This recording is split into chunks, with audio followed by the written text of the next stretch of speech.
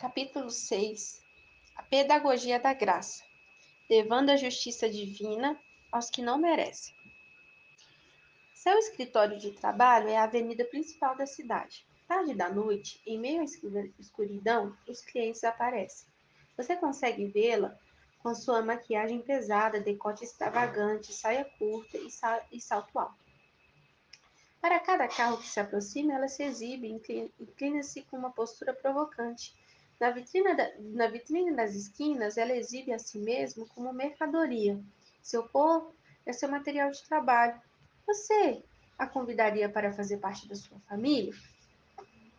Para ele, dinheiro não é problema. Na verdade, sempre foi a sua obsessão. Dólares guardados na Suíça, sonegados nas ilhas de Caimã, espalhados pelas contas de centenas de laranjas escondidos em cuecas de deputados. A ilusão do dinheiro fácil corrompeu a sua identidade. O povo o odeia, mas a política não consegue o prender. Você convidaria esse homem para um jantar na sua casa? As rezas eram o ambiente da casa. Textos do livro sagrado foram decorados por sua mente devota. Sua liderança influenciava outros a serem radicais como ele.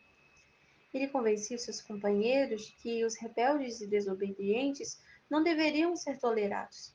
Ele ia de cidade em cidade procurando os infiéis para matar. Um homem que espalhava o terror para onde passava. Você daria o microfone da sua igreja para um homem como esse? Deus responderia essas 3 perguntas com um sonoro sim. Ele fez da prostituta Raabe uma participante da árvore genealógica do próprio Jesus. Ele convidou a si mesmo para estar na casa do corrupto Zaqueu. Fez o assassino Saulo se transformar no apóstolo dos gentios. Nenhum deles merecia, mas todos eles foram alcançados pela graça de Deus. A graça é uma das principais doutrinas cristãs. Através dela, somos salvos. Efésios 2:8. Mesmo depois de salvos, continuamos dependendo dela. É a graça que nos basta para nos manter de pé diante dos espinhos da vida, segundo Coríntios 12:9. Para o líder Timóteo, Paulo diz: fortifica-te na graça, segundo Timóteo 2:1. Fundamental na salvação, na manutenção e no amadurecimento através dessa graça é o que nós recebemos o presente da justificação.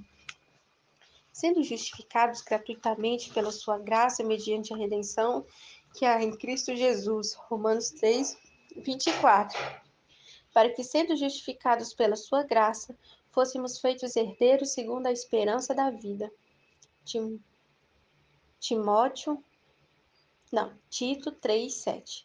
Também não é assim o dom como a ofensa, que veio por um só que pecou, porque o juízo veio, na verdade, de uma só ofensa, para a condenação, mas o dom gratuito veio de muitas ofensas para a justificação, porque se pela ofensa de um só a morte veio a reinar, por esse, muito mais os que recebem a abundância da graça e do dom da justiça reinarão em vida para um só, Jesus Cristo. Portanto, assim como por uma só ofensa veio o juízo sobre todos os homens para a condenação, assim também por um só ato de justiça veio graça sobre todos os homens para a justificação e vida. Romanos 5, 16 a 18. Fomos justificados através da graça. Não merecíamos ser declarados justos, mas a graça foi o veículo que fez a justiça chegar até nós. Não importa se você era uma prostituta, ladrão, assassino ou religioso, a justiça é um presente de Deus para você. Isso significa dizer que você nunca viverá justificação se não entender a natureza da graça. Subtítulo: Buscando aquilo que é valioso. Algumas pessoas acreditam que a doutrina da graça está presente apenas no Novo Testamento. Todavia, por toda a Bíblia, percebemos as manifestações graça de Deus. Observe o jardim do Éden. Antes mesmo do homem ser criado, Deus já havia providenciado tudo que Adão precisava para viver. Ele sentia sede, já havia rios de água cristalina cercando o jardim. Ele sentiria fome, já havia toda espécie de frutos para que ele pudesse alimentar. Antes da necessidade, Deus já tinha dado a provisão. Como poderia merecer tudo isso que nem havia sido criado? Qual foi o trabalho que Adão fez para que as árvores dessem frutos? Foi pelo seu esforço que as nascentes do rio brotaram? Deus não precisa do homem, mas dá a ele o jardim, compartilha com este homem a imagem e semelhança. Toda a criação em sua própria imagem estão colocadas à disposição de um ser que não disse e nem vai fazer nada para merecer. O valor que Deus dá a Adão não vem do mérito, vem do amor que ele tem por esse novo ser. Bons pais conhecem esse sentimento. Eles preparam um quarto, estocam fraldas e compram as papinhas, porque já sabem que o neném vai sentir fome, vai precisar ser vestido e ter um lugar para morar.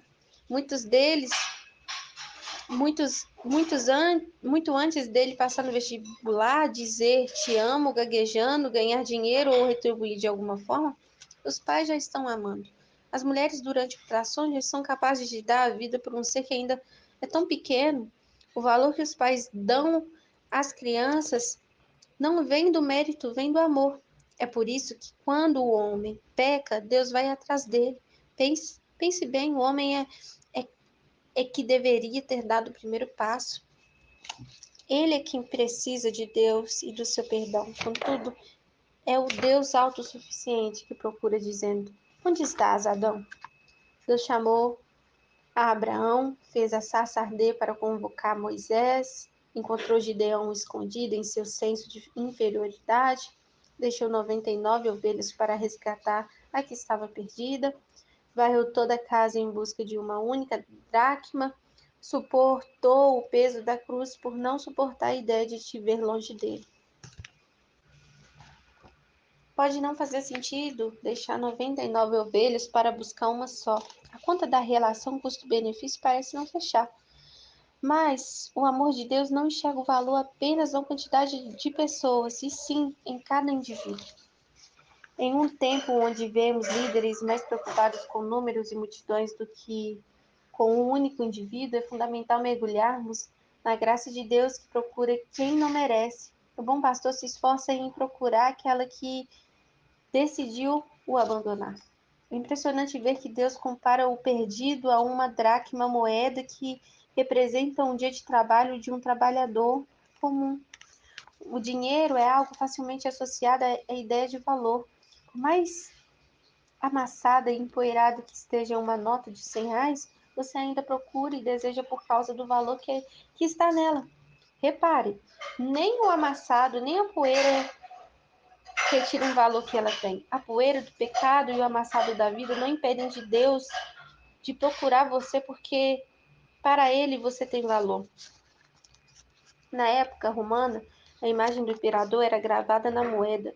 Quando questionado se era lícito dar tributo a César, Jesus ergue uma moeda e diz: De quem é a imagem nesta moeda? Responderam: De César. Então dê a César o que é de César. Mateus 22, 17 e 21. O princípio usado por Jesus é: se contém a imagem de César, pertence a César. O que será que ele quis dizer, então, ao afirmar: dê a Deus o que é de Deus? Deus é capaz de varrer o universo e procurar à procura daquela moeda que tem a imagem dele. Subtítulo: Herança e não salário. No capítulo 15 de Lucas, Jesus contou 3 palavras: da ovelha perdida, da dracma perdida e do filho perdido. Como vimos, as duas primeiras enfatizam a ideia da procura. O pastor procura a ovelha e a mulher procura a dracma. Mas a terceira parábola traz um enfoque diferente. O pai do filho pródigo não sai à procura do filho. A graça de Deus nessa história foi expressa no tratamento que o pai deu do seu filho mais novo. O filho mais novo fez uma terrível ofensa ao seu pai. Ele pediu a sua herança como se com o pai ainda vivo. Era como dizer: quero o seu dinheiro e não sua vida, pai. Mesmo diante dessa ofensa, o pai dá parte dele, da herança. O rapaz desperdiça todos os bens vivendo dissolutamente. Ele não sabe dar valor àquilo que recebeu de graça. Depois de gastar tudo, ele passou tanta fome que chega a desejar a comida dos porcos. Em seu momento de desespero, ele lembra da casa de seu pai. Nenhum dos empregados de seu pai era tratado de forma como seu patrão e estava tratando agora. Ele sabia que jamais seria digno de ser chamado filho novamente, mas pensou que talvez conseguisse uma entrevista de emprego. Já que não sou digno de ser chamado teu filho, trate-me como um dos teus empregados. Lucas 15:19. Se o pai o tratasse como um empregado, já estaria agindo com misericórdia diante de tamanha ofensa. Entretanto, não era isso que o pai tinha em mente. Ele não espera o filho chegar. Ele corre quando avista. O pai abraça o filho sujo, cheirando a porcos. Mal deixa o rapaz falar e logo o cerca de presentes, prepara uma festa com músicas e danças para celebrar o retorno do filho. Deus se recusa a tratar filho como empregado. Em nossa culpa, queremos nos punir e trabalhar para merecer a atenção de Deus. Mas na graça de Deus recebemos o salário do trabalho de Jesus Cristo na cruz do Calvário. Ora, ao que trabalha, não se lhe conta a recompensa como dádiva, mas como dívida. Porém, ao que não trabalha, mas crê naquele que justifica o ímpio, a sua fé lhe é contada como justiça. Romanos 4:4-5. Quando alguém trabalha, não pense que o salário ao final do mês é um ato de bondade de um seu misericordioso patrão. Muito pelo contrário, ele acha que é dívida, pois afinal de contas ele fez por merecer. Agora, se você está desempregado e vê cair na sua conta o salário de outro trabalhador, isso não foi dívida, foi dádiva. O que é incrível é que o nosso salário caiu na conta de Jesus. O salário do pecado é a morte, mas o trabalho dele fez cair em nossa conta o dom da vida. Porque o salário do pecado é a morte, mas o dom gratuito de Deus é a vida eterna. Por Cristo Jesus, nosso Senhor. Romanos 6:23. Por isso a Bíblia nos chama de herdeiros de Deus, Romanos 8:17, e não assalariados de Deus. A herança é disponibilizada assim que o testador morre. Um testamento é uma combinação feita por uma parte com plenos poderes que a outra parte pode aceitar ou rejeitar, mas não pode alterar. É uma parte dando tudo que a outra, tudo e a outra recebendo tudo. Jesus trabalhou e acumulou riqueza sem fim. Deixou um novo testamento dizendo que se alguém crer nele e recebê-lo, ele daria tudo após a sua morte. Veja, a herança não se baseia na performance de herdeiro, mas sim na performance daquele que escreveu um novo testamento com sangue, com seu próprio sangue. Aleluia. É triste perceber que muitas pessoas não se voltam para a casa do Pai pensando no tamanho do erro que cometeram. Comem com os porcos em vez de sentar-se na mesa com o Pai. Punem a si mesmo com uma vida que cada vez mais pecaminosa para se convencerem de que realmente não merecem quando a punição já caiu sobre Cristo. Outros até voltam, porém preferem trabalhar para Deus e estar com Ele. Dão as suas mãos, não os seus joelhos. Estão suando no trabalho que poderiam estar dançando na festa. O pai não quer te tratar como empregado, aceite ser tratado como filho. Aumente o som, mexa suas pernas, prepare o estômago. Você está em uma festa com o pai. Subtítulo: Não mérito. Como estamos vendo, uma das definições da graça é favor não merecido. Portanto, para recebê-la, é necessário assumir a condição de não mérito. Quanto mais eu acho bom, correto, sadio e pleno, menos da graça de Deus eu vou receber. Deus resiste ao soberbo, mas dá graça aos humildes. Ele dá a graça a quem sabe que não merece. Quem pensa merecer não está pronto para merecer. Se você tem um sistema nervoso sólido, inteligência, saúde, popularidade, uma boa criação, é muito provável que você fique satisfeito com seu caráter tal como ele é.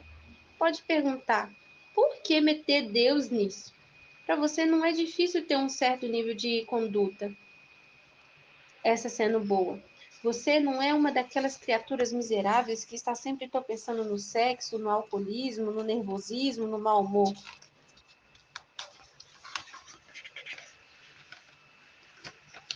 Todos dizem que você é um cara legal. E cá entre nós, você concorda com eles.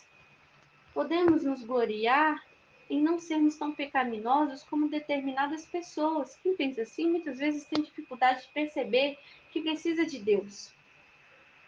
Oram se exibindo como um fariseu, ao invés de orar se arrependendo como um publicano.